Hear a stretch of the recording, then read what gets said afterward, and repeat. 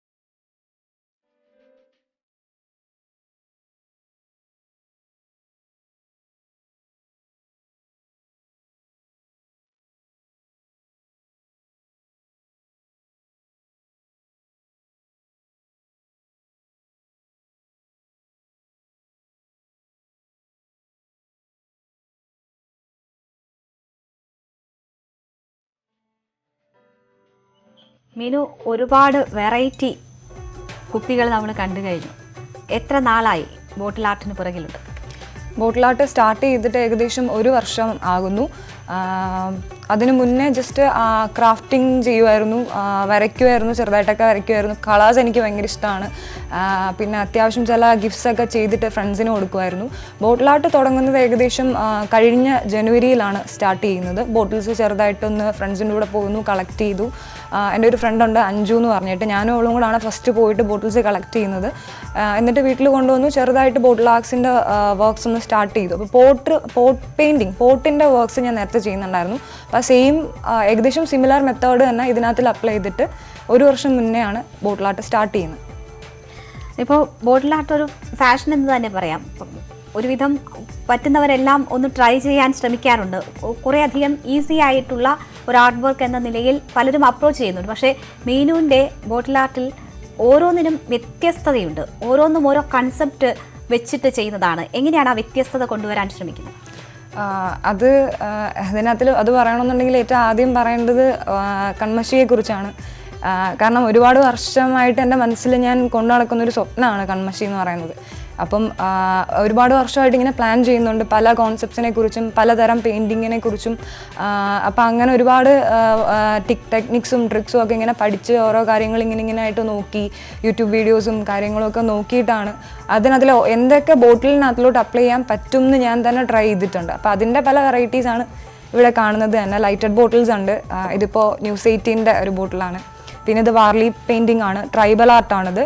പിന്നെ ബുള്ളറ്റിൻ്റെ ഉണ്ട്. പിന്നെ ഇത് അമ്മയും കുഞ്ഞും എൻ്റെ ഒരു ഫ്രണ്ടിന് വേണ്ടി ചെയ്തതാണ് ഈ ഒരു bottle, mom to be. And then ഇതൊക്കെ ലൈറ്റഡ് ബോട്ടിൽസ് ആണ്. അകത്ത് LED വരുന്ന ടൈപ്പ് ബോട്ടിൽസ് ആണ്. ഓൾമോസ്റ്റ് ലൈറ്റഡ് ബോട്ടിൽസിനൊക്കെ നല്ല ഡിമാൻഡ് ഉണ്ട്. ഇതൊക്കെ ത്രെഡ് വർക്കാണ്. ഇതൊരു ഹോബി എന്നതിനപ്പുറം ഇതൊരു വരുമാന മാർഗമാക്കി കൂടി മീനു മാറ്റുന്നുണ്ട്.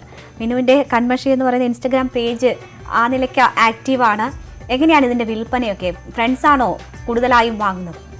കൺമഷിക്ക് അത്യാവശ്യം കുറച്ച് ഫോളോവേഴ്സ് ഉണ്ട്. പിന്നെ ഒരുപാട് പേര് സപ്പോർട്ട് ചെയ്യുന്നുണ്ട്. അതിൽ കൂടുതലും ഫ്രണ്ട്സ് തന്നെയാണ്. ഫ്രണ്ട്സ് ഉണ്ട്, റിലേറ്റീവ്സ് ഉണ്ട്, എൻ്റെ പള്ളിയിലുള്ള ഫ്രണ്ട്സ് ഉണ്ട്. അപ്പം അല്ലാതെ ഇൻസ്റ്റാഗ്രാം ഫോളോവേഴ്സ് ഉണ്ട്. ഇൻസ്റ്റാഗ്രാമിൽ കൂടി ഞാൻ പരിചയപ്പെട്ട ആൾക്കാരുണ്ട്. അപ്പോൾ ഇവർ ഒരുപാട് പേര് സപ്പോർട്ട് ചെയ്യാറുണ്ട്. പിന്നെ അല്ലാത്ത ആൾക്കാരും ഇത് അറിഞ്ഞിട്ട് കോണ്ടാക്ട് ചെയ്യുന്നുണ്ട്. അല്ലാതെ ചില കമ്പനീസും ചില ലോഗോ വർക്ക്സിന് വേണ്ടിയും ഒക്കെ അല്ലാത്ത ആൾക്കാർക്കും ചെയ്തു കൊടുക്കാറുണ്ട്. അപ്പോൾ അവരുടെ ഡിമാൻഡ് അനുസരിച്ച് എന്താണ് വേണ്ടത്, എന്താണ് ചെയ്യേണ്ടത് എന്നനുസരിച്ചിട്ട് വെറൈറ്റി ആയിട്ട് ഡിഫറെൻ്റ് ആയിട്ട് എയിം ചെയ്തിട്ട് അതെങ്ങനെയാണ് പ്ലാൻ ചെയ്തിട്ട് അങ്ങനെയാണ് ചെയ്തു കൊടുക്കുന്നത്. മീനു B.Ed പഠിക്കുകയാണ്. അതിനൊപ്പമാണ് ഇങ്ങനെ വരുമാന മാർഗമായി തന്നെ ഒരു ആർട്ട് വർക്കും കൊണ്ടു നടക്കുന്നത്. സാധാരണ B.Ed പഠിക്കുന്നവർക്ക് ചാർട്ട് പേപ്പറൊക്കെ തയ്യാറാക്കാൻ തന്നെ സമയം തികയാറില്ല എന്നാണ് പറയുന്നത്. എങ്ങനെയാണ് ഇതിനെല്ലാം സമയം കണ്ടെത്തുന്നത്? അതിനെങ്ങനെ ഉത്തരം പറയും എന്നാണ് ഞാൻ ആലോചിക്കുന്നത്. ഇന്നൊരു പ്രോജക്റ്റ് പ്രപ്പോസൽ എന്ന് പറയുന്നൊരു സംഭവം ഉണ്ടായിരുന്നു. ഞങ്ങൾക്ക് പ്രോജക്റ്റിൻ്റെ ടോപ്പിക് സെലക്ട് ചെയ്തിട്ട് ടീച്ചർ പാനലിന് മുന്നിൽ നമ്മളത് അത് പ്രസൻറ്റ് ചെയ്യണം. എന്നിട്ട് അവരതിനെ കറക്റ്റ് ചെയ്ത് തരും. അപ്പോൾ അതിനെ എങ്ങനെയൊക്കെയോ ഞാൻ ഇന്നലെ റെഡിയാക്കി ഇന്നലെ പ്രസൻറ്റ് ചെയ്തിട്ടാണ് ഇന്ന് ഇവിടെ വന്നിരിക്കുന്നത്. അപ്പം അത്രയ്ക്ക് B.Ed എന്ന് പറയുന്നത് ഇച്ചിരി ടഫായിട്ടുള്ള ഒരു ഇതാണ്. സിലബസിനേക്കാളും കൂടുതൽ നമുക്ക് ഒരുപാട് കാര്യങ്ങൾ ചെയ്ത് തീർക്കാനുണ്ട്. ഒരുപാട് വർക്ക് ലോഡ് ഉള്ളൊരു കോഴ്സാണ് B.Ed എന്ന് പറയുന്നത്. പക്ഷേ എന്നാലും എൻ്റെ ടീച്ചേഴ്സ് എന്നെ നല്ലപോലെ സപ്പോർട്ട് ചെയ്യാറുണ്ട്. മാർട്ടി ഓഫ് ലോസ് ട്രെയിനിങ് കോളേജിലാണ് ഞാൻ പഠിക്കുന്നത്, നാലാഞ്ചിറ. അപ്പം പ്രിൻസിപ്പൽ സാർ ആണെന്നുണ്ടെങ്കിലും എൻ്റെ ടീച്ചേഴ്സ് ആണെന്നുണ്ടെങ്കിലും ഒരുപാട് സപ്പോർട്ട് ചെയ്യാറുണ്ട്. പിന്നെ എൻ്റെ കസിൻസ് അത്യാവശ്യം ചില കാര്യങ്ങൾക്കൊക്കെ കസിൻസ് എന്നെ ഒന്ന് ഹെൽപ്പ് ചെയ്യും. ചാർട്ട് ചെയ്യാനാണെന്നുണ്ടെങ്കിലും എഴുതാനാണെന്നുണ്ടെങ്കിലും ഒക്കെ ഹെൽപ്പ് ചെയ്യും. അപ്പോൾ വർക്കിൻ്റെ സമയത്താണെന്നുണ്ടെങ്കിലും കുറച്ച് ട്രാൻസ്പോർട്ടേഷൻ ടെക്നിക്കൽ സപ്പോർട്ടൊക്കെ എൻ്റെ കസിൻസ് തരാറുണ്ട്. അപ്പം ഇതെല്ലാം കൂടിയാണ്. പിന്നെ എനിക്കിത് ഇഷ്ടമുള്ളൊരു ഫീൽഡാണ്. ഇത് ഇഷ്ടമുള്ള കാര്യമായതുകൊണ്ട് ഇതിനെ ഇഷ്ടപ്പെട്ട് ചെയ്യുന്നത് കൊണ്ട് ഇതിനൊരുപാട് ടൈം എടുക്കുമെന്ന് എനിക്ക് തന്നെ തോന്നാറില്ല. തീർച്ചയായും നമ്മുടെ പാഷനും പ്രൊഫഷനും ഒക്കെ ഒന്നിച്ച് വരികയാണെങ്കിൽ അത് ആസ്വദിച്ച് ചെയ്യാൻ കഴിയും. ഇപ്പോൾ ഏണിങ്ങിന് വേണ്ടി മാത്രമല്ല, ഒരു പാഷനായി കൂടി കൊണ്ടു നടക്കുന്നതാണ്. അതിന് ഉള്ള ശ്രമം ഇതിന് മുൻപ് തന്നെയും ആരംഭിച്ചിട്ടുള്ളതുമാണ്. ഈ ടീച്ചർ ആവണമെന്നുള്ള ആഗ്രഹം ഇപ്പോഴും ഉണ്ടോ? ടീച്ചർ ആവണം എന്നുള്ള ആഗ്രഹം തീർച്ചയായിട്ടും ഉണ്ട്. അത് പ്രൊഫഷനാണ്. എൻ്റെ പ്രൊഫഷൻ അത് തന്നെയാണ്. പ്രൊഫഷൻ അത് തന്നെയാണ്. കാരണം ടീച്ചിങ് ഒരിക്കലും കളയാൻ പറ്റില്ല. ഡിഗ്രി സമയത്ത് ട്യൂഷൻ എടുത്ത് തുടങ്ങിയപ്പോൾ തൊട്ട് ട്യൂഷൻ ക്ലാസ്സുകളിൽ ട്യൂഷൻ എടുക്കാൻ പോകുമായിരുന്നു. അന്ന് തൊട്ട് ഇഷ്ടപ്പെട്ട് തുടങ്ങിയതാണ് ടീച്ചിങ് എന്ന് പറയുന്ന പ്രൊഫഷൻ. അപ്പോൾ അതെന്തായാലും കളയണം എന്ന് ആഗ്രഹമില്ല. പക്ഷേ ഇതെൻ്റെ ഏറ്റവും വലിയൊരു സ്വപ്നമാണ്. ഇതും കളയണം എന്നില്ല. രണ്ടും കൂടി ഒരുമിച്ച് എങ്ങനെ കൊണ്ടുപോകാൻ പറ്റും എന്നുള്ളതിനെ കുറിച്ചാണ് ആലോചിക്കുന്നത്. ഈ കുപ്പിയുടെ ഷേപ്പ് കണ്ടാൽ തന്നെ ഇത് എന്ത് വാങ്ങാൻ ഇതിലെന്താണ് വാങ്ങുന്നതെന്ന് മനസ്സിലാവും. എങ്ങനെയാണ് ഇത് കളക്ട് ചെയ്യുന്നത്? ഇത് കളക്ട് ചെയ്യുന്നത് കുടിയന്മാരുടെ എന്നാണ് കളക്ട് ചെയ്യുന്നത്. തിരുവനന്തപുരത്ത് കുടിയന്മാർക്ക് പഞ്ഞമില്ലാത്തതുകൊണ്ട് എൻ്റെ ഫ്രണ്ട്സ് ഒരുപാട് പേര് ഹെൽപ്പ് ചെയ്യും. പിന്നെ ആദ്യമൊക്കെ റോഡ് സൈഡിൽ നിന്നാണ് കളക്ട് ചെയ്ത് തുടങ്ങിയിരുന്നത്. പിന്നെ അത്യാവശ്യം കുറച്ച് ഫ്രണ്ട്സിൻ്റെയൊക്കെ ലൈക്ക് റിലേറ്റീവ്സും ഒക്കെ ആർമിയിൽ വർക്ക് ചെയ്യുന്നവരൊക്കെ ഉണ്ട്, പട്ടാളക്കാരുണ്ട്. അപ്പം അവരുടെയൊക്കെ വീടുകളിൽ നിന്നും അങ്ങനെയൊക്കെ നമ്മുടെ മിലിറ്ററി ക്യാമ്പുകളിൽ കണക്ട് ചെയ്തിട്ട് അവിടെ നിന്നൊക്കെ കുറച്ച് കളക്ട് ചെയ്യുമായിരുന്നു. പിന്നെ എൻ്റെ ഒരു ഫ്രണ്ട് ഉണ്ട്, സജിൻ, അവൻ്റെ വീട്ടിൽ പോയി എടുക്കും. പിന്നെ അത്യാവശ്യം എൻ്റെ ഫ്രണ്ട്സൊക്കെ കൊണ്ടുതരും വീട്ടിൽ. ഇതുപോലെ അവരെ എവിടെയെങ്കിലുമൊക്കെ കളക്ട് ചെയ്ത് വെച്ചിട്ട് അവരെനിക്ക് കൊണ്ടുതരുവാണ് ചെയ്യുന്നത്. ഫ്രീ ഓഫ് കോസ്റ്റ് ആണോ അതോ അവർക്ക് എന്തെങ്കിലും കൊടുക്കേണ്ടി വരുമോ? ഇല്ലില്ല, ഇത് ഫ്രീ ഓഫ് കോസ്റ്റ് ആണ് അവർ കൊണ്ട് തരുന്നത്. പിന്നെ ഞാൻ പോയി എടുക്കുകയാണെന്നുണ്ടെങ്കിൽ എൻ്റെ ഒരു ട്രാൻസ്പോർട്ടേഷൻ മാത്രം ഞാൻ നോക്കിയാൽ മതി. അവർ കൊണ്ട് തരുവാണെന്നുണ്ടെങ്കിൽ അവർ സന്തോഷത്തോടെ കൊണ്ട് തരുവാണ് ചെയ്യുന്നത്. കാരണം അവരെവിടെയെങ്കിലും ഡംപ് ചെയ്യാൻ വെച്ചിരുന്ന സാധനമാണ്. അപ്പോൾ എനിക്ക് ഉപയോഗം ആകട്ടെ എന്ന് വിചാരിച്ച് വളരെ സന്തോഷത്തോടു കൂടി തന്നെയാണ് അവർ കൊണ്ട് തരുന്നത്. ഈ ലൈറ്റിംഗ് ഒക്കെ ഉള്ളതാണെങ്കിൽ വിൽക്കുമ്പോൾ എത്ര രൂപയൊക്കെ വാങ്ങും? ലൈറ്റഡ് ബോട്ടിൽസിൻ്റെ പ്രത്യേകത എന്ന് പറയുമ്പോൾ LED തന്നെ ഒരുപാട് രൂപയാകും. കോപ്പർ LED ആണിത്, കോർഡ് കോപ്പർ LED എന്നാണ് പറയുന്നത്. ഇതിനകത്ത് ബാറ്ററി ഉണ്ട്, 3 ബട്ടൺ ബാറ്ററി ഉണ്ട്. അപ്പോൾ ഇത് വേണമെന്നുണ്ടെങ്കിൽ നമുക്ക് ചാർജ് തീരുന്നതനുസരിച്ച് മാറ്റി ബാറ്ററി റീപ്ലേസ് ചെയ്യാൻ പറ്റുന്നതാണ്. അപ്പോൾ LED നല്ല വിലയാവുന്നതുകൊണ്ട് ഇതൊക്കെ ഒരു 500-നാണ് സ്റ്റാർട്ട് ചെയ്യുന്നത് ലൈറ്റഡ് ബോട്ടിൽസ്. എന്തൊക്കെയാണ് ഉപയോഗിക്കുന്നത്? ഈ പെയിൻറ്റ് സെലക്ട് ചെയ്യുമ്പോൾ അതിനൊക്കെ എന്തെങ്കിലും പ്രത്യേകതകൾ ഉള്ളതാണോ?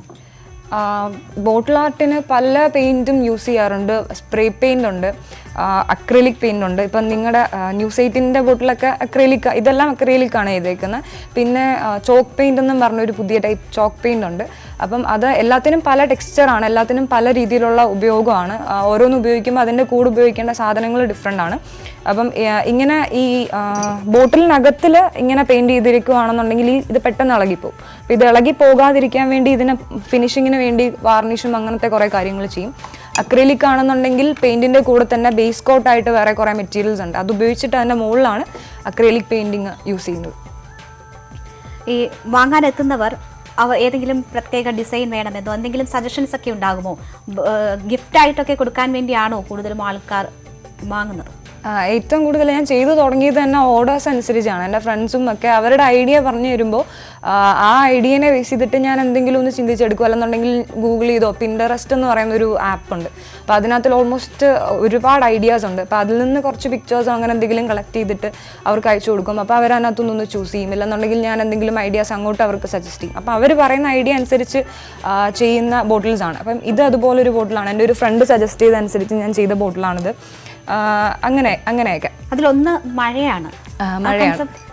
മഴ എന്ന് പറയുന്നത് ഈ വരച്ചിരിക്കുന്നത് ഞാനാണെന്നുണ്ടെങ്കിലും ഈ ടൈപ്പോ എൻ്റെ ഒരു ഇൻസ്റ്റാഗ്രാം ഫോളോവർ ചെയ്തതാണ്, ഡിജിറ്റൽ ചെയ്തതാണ്. അജിത്ത് എന്ന് പറയുന്ന ബാംഗ്ലൂരിൽ വർക്ക് ചെയ്യുന്ന ഒരു പുള്ളിക്കാരനാണ് ഈ ടൈപ്പോടെ ക്രിയേറ്റ് ചെയ്തത്, മഴ എന്ന് പറയുന്നത്. അപ്പോൾ ഇതൊരു വെറൈറ്റി സാധനമാണ്. അപ്പോൾ അവൻ ഡിജിറ്റൽ ക്രിയേറ്റ് ചെയ്തു. അപ്പോൾ അവനത് ബോട്ടിലിനകത്തിലോട്ടൊന്ന് കിട്ടിയാൽ കൊള്ളാമെന്നുണ്ടായിരുന്നു. അപ്പോൾ ഞാനിതിങ്ങനെ ചെയ്ത് പുള്ളിക്കാരന് കൊടുത്തു. അപ്പോൾ ഇതിൻ്റെ മഴയുടെ തന്നെ ഒരു 5 ഓർഡേഴ്സ് ഉണ്ടായിരുന്നു. അത് കഴിഞ്ഞിട്ട് മഴ ഒരുപാട് പേർക്ക് ഇഷ്ടമായതുകൊണ്ട്. ഏറ്റവും അങ്ങിരിക്കുന്ന ത്രെഡ് ചണമാണ് അല്ലേ? അത് ചണമാണ്. ഇത് ചണമാണ്, ത്രെഡാണ്. ജൂട്ടിന്റെ തന്നെ പല ടൈപ്പ് ഉണ്ട്. ഇത് ഏകദേശം നമുക്ക് സാധാരണ എല്ലാ കടകളിലും ഒക്കെ കിട്ടുന്ന ഫീസിബിൾ ആയിട്ടുള്ള ജൂട്ടാണിത്. അപ്പം ഇതൊക്കെ നമ്മുടെ വീട്ടിൽ ബോട്ടിലും സാധനങ്ങളൊക്കെ ഉണ്ടെന്നുണ്ടെങ്കിൽ, പശ ഉണ്ടെന്നുണ്ടെങ്കിൽ, പശ എന്ന് പറയുമ്പോൾ എല്ലാ പശയും ഒട്ടില്ല, കുറച്ച് എന്താ പറയുക സ്റ്റിക്കി ആയിട്ട് ഇരിക്കുന്ന സാധനങ്ങൾ ഉപയോഗിച്ച് നമുക്ക് തന്നെ വീട്ടിലുണ്ടാക്കാവുന്ന. ഫെവിക്കോളിലിരിക്കില്ല. ഫെവിക്കോൾ ആണെന്നുണ്ടെങ്കിൽ കുറച്ച് അതിനകത്ത് കുറെ മിക്സിങ്ങും കൂടെ ഒക്കെ ചെയ്തിട്ട് വേണം ചെയ്യാൻ. അപ്പൊ ഇത് സാധാരണ ജൂട്ടാണ്. സീക്രട്ട് എന്നുള്ളത് പറയത്തില്ല കൃത്യമായിട്ടില്ലേ, ആരെങ്കിലും കേൾക്കുമെന്ന് വിചാരിച്ചിട്ട്. അങ്ങനെ ഒന്നുമില്ല, ഒരു കാര്യമില്ല. ഫെവി ബോണ്ട് വേണമെന്നുണ്ടെങ്കിൽ യൂസ് ചെയ്യാം. You can use like flex quick, അങ്ങനത്തെ പല ഫ്ലെക്സ് ക്വിക്ക്. പക്ഷെ ഓരോതിന്റെ മെറ്റീരിയൽ അനുസരിച്ചാണ്. ഫ്ലെക്സ് ക്വിക്ക് ഒക്കെ കൊണ്ടുപോയി നമ്മൾ ചില മെറ്റീരിയൽസിനകത്തിൽ കൊണ്ടുവച്ച് കഴിഞ്ഞാൽ സാധനം ഉരുകി അങ്ങ് അകത്തോട്ട് പോകും. അപ്പോൾ ഒരുപാട് മെറ്റീരിയൽസ്, ഏതൊക്കെ മെറ്റീരിയൽസ് ആണോ നമ്മൾ ജോയിൻ ചെയ്യുന്നത്, ആ 2 മെറ്റീരിയലിന്റെ സ്വഭാവം അറിഞ്ഞിട്ട് വേണം പണിയെടുക്കാൻ. ഇതിനകത്തിൽ ഇപ്പോൾ ഫെവി ബോണ്ടാണ് ഞാൻ യൂസ് ചെയ്തിരിക്കുന്നത്. എനിക്കങ്ങനെ പറയാൻ മടിയൊന്നുമില്ല. ഇതിനകത്തിൽ ഫെവി ബോണ്ടാണ് യൂസ് ചെയ്തിരിക്കുന്നത്. നമ്മൾ ഈ ഇത്രയും കുപ്പികൾ ഇവിടെ എക്സിബിറ്റ് ചെയ്തിട്ടുണ്ടല്ലോ, അതിൽ ഏറ്റവും സമയമെടുത്ത് ചെയ്തത് ഇതാണ്? ഒരിക്കലും അല്ല, ഇതിന് സമയം എടുത്തിട്ടുണ്ട്. കാരണം ഈ നല്ല ഒരു പണിയാണ്. കാരണം ഇങ്ങനെ നല്ല ക്ഷമ വേണം. കറക്റ്റാണ്, ആ വാക്ക് കറക്റ്റാണ്. ഇത് ചുറ്റിയെടുക്കാൻ എളുപ്പമാണ്, വെറുതെ ചുറ്റിയെടുക്കാൻ. പക്ഷേ ഇത്രയും ഫിനിഷിങ്ങോടുകൂടി ചുറ്റിയെടുക്കണം എന്നുണ്ടെങ്കിൽ നല്ല സമയമാണ്. പക്ഷെ ഏറ്റവും കൂടുതൽ സമയം എടുത്ത് ചെയ്ത ബൂട്ടിൽ ഇതാണ്, വാർലി പെയിന്റിംഗ് ആണ്. ഇത് ഒരുപാട് ലെയേഴ്സ് ഉള്ളൊരു വർക്കാണ്. ഏകദേശം ഇതിനകത്തിൽ ഈ ബ്ലൂവിന് അടിയിൽ തന്നെ 2 കോട്ടുണ്ട്. ബ്ലൂ പെയിന്റിന്റെ 2 കോട്ടുണ്ട്. പിന്നെ ഈ വൈറ്റിന്റെ 2 കോട്ടുണ്ട്. അത് കഴിഞ്ഞിട്ട് വൈറ്റ് ബോർഡർ, ഗോൾഡൻ ബോർഡർ, പിന്നെ അകത്തെ പെയിന്റിങ്, അങ്ങനെയാണ് വരുന്നത്. അപ്പം ഇതിനാണ് ഏകദേശം ഏറ്റവും കൂടുതൽ. എങ്കിലും ഒരു ബോട്ടിൽ ഫിനിഷ് ചെയ്യാൻ ഒരു ഏകദേശ സമയം എത്ര എടുക്കും? ഒരു ആവറേജ് 3.5 or 4 hours ആവറേജ് എടുക്കും. കാരണം ഈ ബേസ് കോട്ടൊക്കെ അടിച്ചിട്ട് വെയിലത്ത് വെച്ച് ഇതിനെ ഉണക്കി എടുത്തിട്ട് വീണ്ടും സെക്കൻഡ് കോട്ട് അടിച്ച് വീണ്ടും തേർഡ് കോട്ട് അടിച്ചിട്ട് അങ്ങനെയാണ് ചെയ്യുന്നത്. അപ്പം അത്രയും ദിവസം. ഇപ്പോൾ മറ്റ് നേരത്തെ ഇഷ്ടത്തോടു കൂടി കാണാനുള്ള ഇഷ്ടത്തോടു കൂടി ആയിരുന്നുവല്ലോ ആദ്യം ഇത് ചെയ്തു തുടങ്ങിയത്. പക്ഷെ ഇപ്പോൾ ഓർഡർ അനുസരിച്ചാണോ ചെയ്യുന്നത്, അതോ ശേഖരിച്ച് എന്തെങ്കിലും മനസ്സിലൊരു കൺസെപ്റ്റ് തോന്നുക, അത് ചെയ്യുക, അത് സൂക്ഷിക്കുക, അങ്ങനെയാണോ? അങ്ങനെയും ചെയ്യാറുണ്ട്, ഓർഡറും ചെയ്യാറുണ്ട്. കാരണം ഒന്നാമത്തെ കാര്യം എന്ന് വെച്ചാൽ സമയം കിട്ടാറില്ല എന്നുള്ളതാണ്.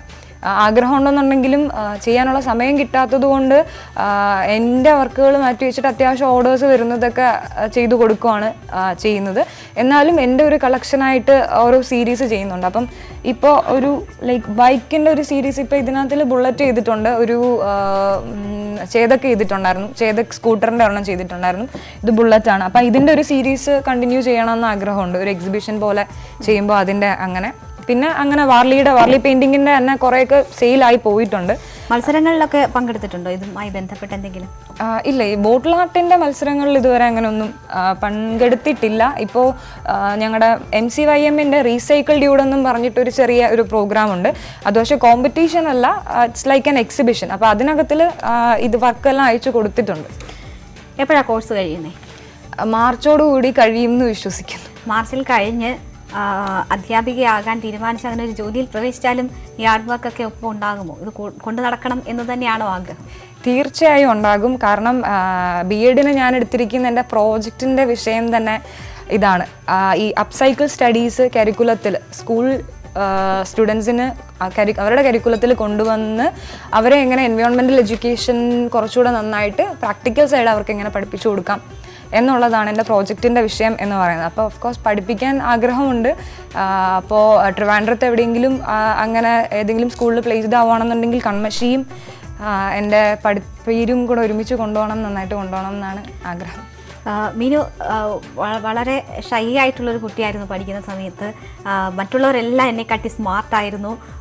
ഞാൻ മാത്രം ഒന്നും ചെയ്യത്തില്ല, ഒന്നും അറിയില്ല എന്നൊക്കെ കരുതി എല്ലാത്തിൽ നിന്നും മാറി നിന്നിരുന്ന ആളാണ്. പിന്നീട് പെട്ടെന്ന് ഇങ്ങനെയൊക്കെയുള്ള ആർട്ട് വർക്കിലേക്കൊക്കെ മാറിയൊരു മീനു ആയതെന്നൊക്കെയാണ് ഫ്രണ്ട്സൊക്കെ പറഞ്ഞ് മനസ്സിലായത്. ഒരു ഹോബി ആളെ ആകെ തന്നെ മാറ്റിയ അനുഭവം പ്രേക്ഷകർക്ക് വേണ്ടി എങ്ങനെയാണ് പങ്കുവെക്കുക? ഷൈ ആയിരുന്നു, കാരണം ഒന്നാമത്തെ കാര്യം എന്ന് വെച്ച് കഴിഞ്ഞാൽ ഒരുപാട് എനിക്ക് തന്നെ തോന്നിയിട്ടില്ല ഇത് ഞാൻ വരയ്ക്കും. എന്നെ കുഞ്ഞിലെ എൻ്റെ പപ്പ ഒരുപാട് ഫോഴ്സ് ചെയ്യുമായിരുന്നു. പപ്പ ഫൈൻ ആർട്സ് കോളേജിൽ നിന്ന് കൊറിയറിൽ ഇതുപോലെ സ്കെച്ചിൻ്റെ ഒക്കെ ബുക്സ് പണ്ട് ഇപ്പം കിട്ടുമെന്ന് എനിക്കറിയത്തില്ല, പണ്ട് കിട്ടുമായിരുന്നു മാവേലിക്കര ഫൈൻ ആർട്സ് കോളേജിൽ നിന്ന്. അപ്പോൾ അത് വരുത്തിച്ച് എന്നെ പഠിപ്പിക്കാനായിട്ട് പുള്ളിക്കാരൻ ഭയങ്കരമായിട്ട് ശ്രമിച്ചിട്ടുണ്ട്. നടക്കാത്തതുകൊണ്ട് പുള്ളിക്കാരൻ അടിയറവ് വെച്ച് അത് വേറെ ആർക്കും മറിച്ചു വിറ്റു. അങ്ങനെയാണ് സംഭവിച്ചത്. പക്ഷെ ഞാൻ പഠിക്കാത്തത് കൊണ്ടായിരിക്കാം. പക്ഷെ എനിക്ക് അന്ന് അതിനോടൊരു ഒട്ടും ഒരു ഇൻട്രസ്റ്റ് ഉണ്ടായിരുന്നില്ല. പക്ഷെ പിന്നെ പിന്നെ എൻ്റെ ഒരു ലോൺലിനെസ്, ഒറ്റയ്ക്കിരിക്കുന്ന ഒരു ഇത്, ഒന്നിനോടും ഒരു ഇൻട്രസ്റ്റ് ഇല്ലാത്തൊരു സിറ്റുവേഷൻ നമ്മളെ കുറേയൊക്കെ അങ്ങ് ഡൗൺ ആക്കും. അപ്പോൾ അതിൽ നിന്നാണ് പതുക്കെ വരച്ചു തുടങ്ങിയത്. അപ്പോൾ വരച്ചു തുടങ്ങിയപ്പോൾ എന്നെ ഏറ്റവും കൂടുതൽ എന്നെ സപ്പോർട്ട് ചെയ്തിട്ടുള്ള ഓഫ്കോഴ്സ് പേരൻസ് സപ്പോർട്ട് ചെയ്തിട്ടുണ്ട്. അതുപോലെ തന്നെ എൻ്റെ ഒരു ഫ്രണ്ട് ഉണ്ട്, ജോബിൻ പ്രകാശ് എന്ന് പറയുന്നത്. പുള്ളിക്കാരനും ആർട്ടിസ്റ്റാണ്, ഫൈൻ ആർട്സ് കോളേജ് ഗ്രാജുവേറ്റ് ആണ്. പുള്ളിക്കാരനാണ് എന്നെ ഏറ്റവും കൂടുതൽ ഇതിനകത്തിൽ മോട്ടിവേറ്റ് ചെയ്തിട്ടുള്ളത്. അപ്പോൾ അങ്ങനെയാണ് ഓരോ കാര്യങ്ങൾ ഇമ്പ്രൂവ് ചെയ്ത് കണ്ടു പഠിച്ച് ചോദിച്ച് പഠിച്ച് ഓരോരോ കാര്യങ്ങൾ ഇപ്പോഴും പഠിച്ചുകൊണ്ടിരിക്കുന്നു. ശരി, അങ്ങനെ വേണമെങ്കിൽ മീനുവിനെ ഈ ഷോ കാണുന്ന ആളുകൾക്ക് അല്ലെങ്കിൽ ആർക്കെങ്കിലും ഒക്കെ മാതൃകയാക്കാവുന്നതാണ് അല്ലേ? ഒരു ഹോബി, അതിൻ്റെ പിന്നാലെ പോയി സ്വന്തം ലൈഫ് തന്നെ ഒരു പോസിറ്റീവായ വഴിയിലൂടെ നയിക്കുകയാണ് മീനു. എന്തായാലും എല്ലാ ആശംസകളും മീനുവിൻ്റെ കയ്യിൽ നിന്ന് കൂടുതൽ ഭംഗിയായി ഇനിയും കുപ്പികൾ ഉണ്ടാകട്ടെ, അതിൻ്റെ ഭംഗി ആസ്വദിക്കാനും വാങ്ങാനും ആളുകൾ കൂടുതൽ എത്തട്ടെ എന്ന് ആശംസിക്കും. Thank you.